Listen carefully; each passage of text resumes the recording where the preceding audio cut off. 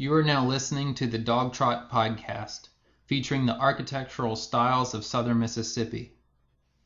Constructed in 1885, the Shaw House is built in a fairly standard Dogtrot style, a type of folk architecture seen throughout southern Mississippi.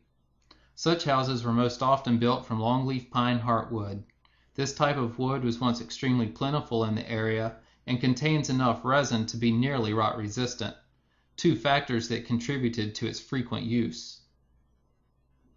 The Dogtrot cabin is defined as a building consisting of two cabins separated by a 10 or 15-foot passageway with a continuous gabled roof covering both cabins and the passageway between them.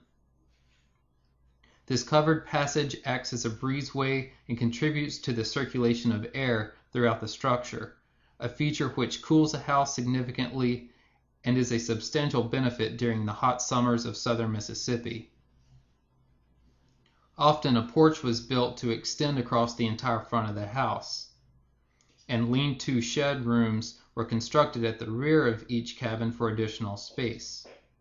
Each cabin had a door opening onto the Dogtrot.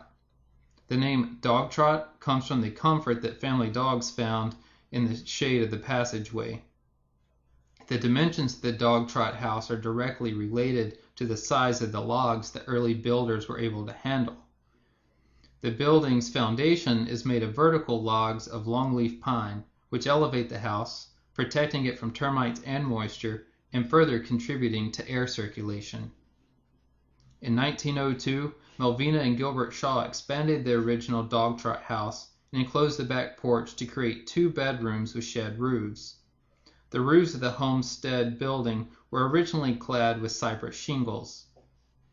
Cypress is a water-resistant wood that was valued as a high-quality construction material, and it still is today.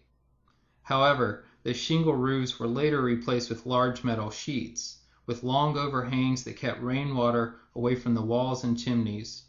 Roofs were pitched steeply enough to allow for loft storage space above the interior rooms. During construction, logs were notched at the corners to fit securely and steadily, much like Lincoln logs. As local author Patty Carr Black writes, the style of the notch varied with the cultural background, skill, or preference of the builder. The notching used in the Shaw House, called the half dovetail, is self-locking and is the most difficult type of notch. Overall, the Shaw House offers a well-preserved historic view into the folk architecture of southern Mississippi during the Homestead era at the end of the 19th century. Please proceed to the back of the house for the kitchen podcast.